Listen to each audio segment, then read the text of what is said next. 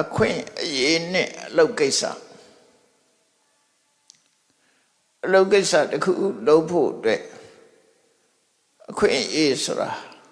ရှိတယ်အခွင့်အရေးမရှိရင်အလုပ်ကိစ္စလုပ်လို့အလုပ်မဖြစ်ဘူးပေါ့နော်အဲ့တော့အခွင့်အရေးဆိုတာဓမ္မအရေးကြီးတယ်အခွင့်အရေးရှိတုန်းအလုပ်လုပ်မှအလုပ်ကိစ္စအောင်မြင်နိုင်တယ်တမန်အဖြစ်တော့အများကထင်နေကြတယ်ဘယ်ချိန်လို့ဖြစ်တယ်လို့ထင်ဘယ်ကိစ္စပဲဖြစ်ဖြစ်ဘယ်ချိန်လို့ဖြစ်တယ်လို့ထင်နေကြတယ်တကယ်အလုပ်ကိစ္စလို့ပြောရလောက်အောင်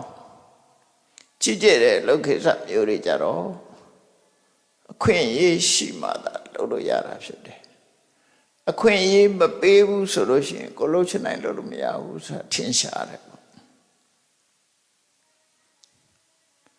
အဲ့ဒါတတိထားကြတစ်ခုပေါ့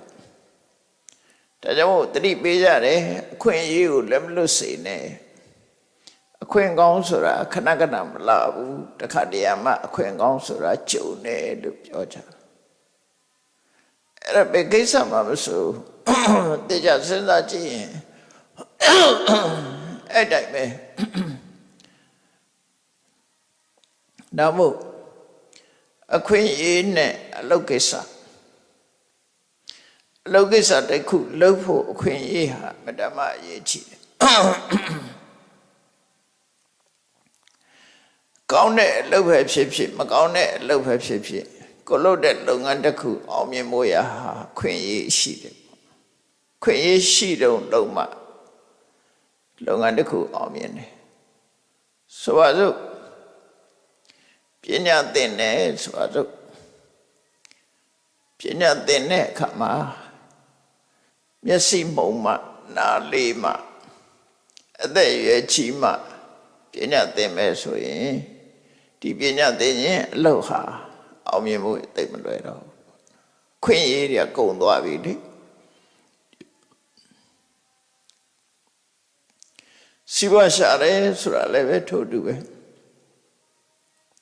စီးပွားရှာလို့မရတဲ့အချိန်ခါမျိုးမှာစီးပွားရှာခြင်းမအောင်မြင်နိုင်ဘူးစီးပွားရှာဖို့အခွင့်ကောင်းတွေရှိနေတဲ့အချိန်ပဲစီးပွားရှာရတာဖြစ်တယ်အခွင့်အရေးဆုံးရှုံးပြီးတဲ့နောက်မှာစီးပွားရှာဖို့ကြိုးစားရင်အောင်မြင်မှုမရနိုင်ဘူး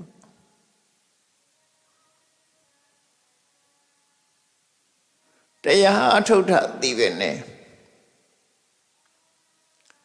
တချို့ကအသက်အရွယ်ကြီးမှတရားပဲလိုက်စားမယ်ဆိုတရားအထုတ်တာအသက်အရွယ်ကြီးမှအထုတ်မယ်ဆိုလို့ရှိရင်အောင်မြင်နိုင်တဲ့အခွင့်အရေးတွေအသက်အရွယ်ကြီးတဲ့ကမှဒါနေသွားပြီအောင်မြင်မှုခက်ခဲသွားပြီဒါကြောင့်မို့အချိန်ခါရှိတော့အရွယ်ကောင်းတော့လှုပ်တဲ့လှုပ်ထိုက်တာလှုပ်ရမယ်လို့ပညာရှိတွေသတိပေးတာပဲဖြစ်တယ်ဆိုပါစို့အသက်အရွယ်ကြီးတဲ့ပုဂ္ဂိုလ်ဟာကိုယ်ချီကိုယ်လက်ကိုမပိုင်တော့တဲ့အနေအထားမျိုးရောက်ပြီအင်အားကြီးပြက်လက်နေမှတရားထိုင်ခြင်းနဲ့တရားအထုတ်ခြင်းနဲ့ဆိုရင်မလွယ်ဘူးပေါ့နော်ခွေးဆုံးရှုံးသွားတယ်ပေါ့ငယ်တုန်းကကြိုးစားမယ်ဆိုရင်အများကြီးရနိုင်တယ်အဲ့တော့ဒါနဲ့ပတ်သက်ပြီးတော့စဉ်းစားဉာဏ်ရှိတဲ့ပုဂ္ဂိုလ်တွေကတော့ငယ်တုန်းရွယ်တုန်းမှာစီးပွားရှာတယ်ငယ်တုန်းရွယ်တုန်းမှာပဲတရားရှာကြတယ်ကြီးသွားမှဆိုရင်အခွင့်အရေးမျိုးစုံဟာဆုံးရှုံးသွားတယ်အခွင့်အရေးဆိုတာမရတော့အခွင့်အရေးဆိုတာအခြေအနေတစ်ခုမပေးတာမပေးလို့ရှိရင်လည်းအဲ့ဒီခွင့်အရေးဟာပျက်စီးတာပဲအခြေအနေပေးတဲ့အချိန်လေးမှာကြိုးစားအထောက်ကြရတာဖြစ်တယ်မြတ်စွာဘုရားလက်ထက်တုန်းကတာဝတိမြို့ကပါဠဆိုတဲ့တထေသား စေရုံကြောင့်သွားပြီးတော့တရားနာတယ်တရားနာတဲ့အခါမှာမြတ်စွာဘုရားကဗြဟ္မစရိယဆိုတဲ့ကျင့်စဉ်တစ်ခုအသေးစိတ်ဟောလိုက်တဲ့အခါမှာသူစိတ်ဝင်စားတယ်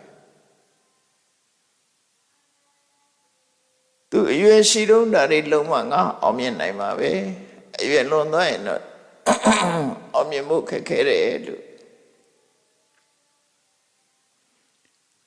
သို့တော့အရွယ်ရှိတဲ့အချိန်မှာလည်းပဲသူ့မှာတောင်းဝတရားတွေကရှိတယ်မိသားစုဘဝနေတာဆိုတော့သားတွေသမီးတွေစီးပွားဥစ္စာတွေဒါတွေကိုစွန့်ရမှာဖြစ်နေဒါတွေမစွန့်လို့ရှိရင်လည်းတရားထုတ်ဖို့ဆိုတဲ့အခွင့်အရေးကကောင်းတဲ့အချိန်ကြီးကသူလွန်သွားနိုင်တာဟုတ်သူညီနဲ့တိုင်ပင်ဆွေးနွေးတဲ့အခါမှာသူညီကဘာပြောတော့ဆိုအကိုကြီးကငယ်ပါသေးတယ်ပေါ့အသက်အရွယ်လေးရလာပြီသားတွေသမီးတွေကြီးပြီဆိုမှတရားအထုတ်တာကောင်းပါတယ်လို့ပြောတယ်နော်အဲ့တော့အသက်အရွယ်ကြီးပြီဆိုရင်တော့အခွင့်အရေးရတယ်လို့ထင်တာကိုသူကြီးကအဲ့တော့ပါဠိဆိုတဲ့တထေးကဗာပြပြောတော့ဆိုငါညီတဲ့အသက်အရွယ်ကြီးသွားတဲ့ပုဂ္ဂိုလ်ဟာကိုယ့်လက်ကိုယ်ခြေအတောင်ကိုယ်စကားနားမထောင်ဘူးတဲ့ဟုတ်တယ်ကိုယ်စကားနားမထောင်ဘူးဆိုတာအသက်အရွယ်ကြီးတဲ့ပုဂ္ဂိုလ်တွေနားလဲတဲ့ဒါခြေတော့ကဒီဘက်လှမ်းမိမယ်လို့ဟိုဘက်ရောက်ချင်ရောက်သွားရှိန်နာရိုင်နာတွေဖြစ်လာလက်မြောက်ချင်လို့လည်းမြောက်လို့ရကြမှာရကိုလို့ချင်တာတွေလို့ဟိုရအခွင့်အရေးတွေနဲ့ကိုသူပြောတဲ့စကားလေးကအခွင့်အရေးရှိတော့လို့ရမယ်ဆိုတဲ့အထိပ္ပယ်လေးသူပြောတဲ့စကားလေးအမှတ်သားစရာကောင်းတယ်စရာစစ်စရိတာဟွန်တိစရတရားကြောင့်အိုမင်းရင်းရော်ပြီးအသက်အရွယ်ကြီးသွားတဲ့ပုဂ္ဂိုလ်တယောက်ဟာတဲ့ဟထပါဒအနတ္တဝါသူ့လက်သူ့ခြေရတော့သူ့စကားနားမထောင်ဘူးတဲ့သာသမီတွေမပြောနဲ့သူ့လက်သူ့ခြေရတော့သူ့စကားနားမထောင်တော့ဘူးသူလုံးချင်တိုင်းလုံးလို့မရဘူးလို့ပြောတာနော်စကားနားမထောင်ဘူးယထသောဝိဟတထမောဝိဟတထမောဆိုအသက်ရွယ်ကြီးလာလို့ရှိရင်အင်အားတွေကဆိုးပျက်စီးသွားပြီထရတောင်မှမထနိုင်ဘူးသူများထူပေးရတဲ့အနေထားမျိုးတွေရလာတက်ကြီးတော့ငယ်ငယ်တုန်းကဝိဇောရိယဆရာတော်ဘုရားကြီးတရားဟောတာကြားဘူးလိုက်တယ်နာဘူးလိုက်တယ်အေးအသက်ရွယ်ရလို့ရှိရင်ထားခြင်းမိစုနဲ့ဒူးနဲ့လက်နဲ့မိတ်ဆက်ရတယ်တဲ့ဆရာတော်ရလို့ပြောတာဒူးလက်ထောက်ပြီးထားတာကိုပြောတာဒူးနဲ့လက်နဲ့မိတ်ဆက်နေရပြီဒီတိုင်းမထားနိုင်တော့ဘူးငယ်တော့ကတော့ဖြတ်ခနဲ့ဆိုထားလို့ရတက်ကြည့်ပြီဆိုတော့လို့မရတော့ဘူးအဲ့ဒါကိုပြောတာယတ္တသောဝိဟတထာမောဓမ္မဆိုတဲ့စွမ်းအားတွေကပျက်စီးကုန်ပြီအဲ့ဒီလိုခြေနေဆိုးနေတဲ့အချိန်မှာကထန္တမံစရိတ္တိဘယ်လိုနီးနဲ့မင်းတရားအထုတ်မှာတော့ကိုခြေကိုလက်ကတောင်းကိုစကားနားမထောင်ဘူးအဲ့ဒီမရှိတော့ဘူးဆိုမှဘယ်လိုလုပ်ပြီးတရားအထုတ်မှာလဲကြိုးစားမှရနိုင်တဲ့အရာတစ်ခုပါအခွင့်အရေးတွေဆုံးရှုံးနေပြီလို့ဒါသိတာမြင်လာတဲ့အခွင့်အရေးပဲဒါကအသက်အရွယ်ကြီးပြီးတရားထုတ်လို့ကဖြစ်ကောင်းဖြစ်နိုင်သေးတယ်နော်ဖြစ်နိုင်သေးတယ်ဘယ်မှအမထုတ်ပဲနဲ့ဟိုတရားထုတ်မယ်ဆိုလို့ရှိရင်ရနိုင်သေးတယ်လို့ပြောရအောင်မဖြစ်နိုင်လောက်အောင်အခွင့်အရေးဆုံးရှုံးနေတာမျိုးတွေရှိသေးတယ်ကိုလုံးချင်တဲ့လုပ်ငန်းတစ်ခုလုပ်လို့မရလောက်အောင်အခွင့်အရေးဆုံးရှုံးသွားတယ်အဲ့ဒါနဲ့ပတ်သက်ပြီးတော့တရားထုတ်ဖို့ကောင်းတဲ့လုပ်တွေလုပ်ဖို့အခွင့်အရေးတွေကဘယ်ချိန်မှဆုံးရှုံးသွားတဲ့တုံးဆိုတဲ့အခါအိ ပိုမင်းတဲ့ခါမှလည်းဆုံးရှုံးသွားတယ်စီးပွားရှာဖို့အတွက်အသက်ရွယ်ကြီးလာပြီဆိုရင်လည်းဆုံးရှုံးတယ်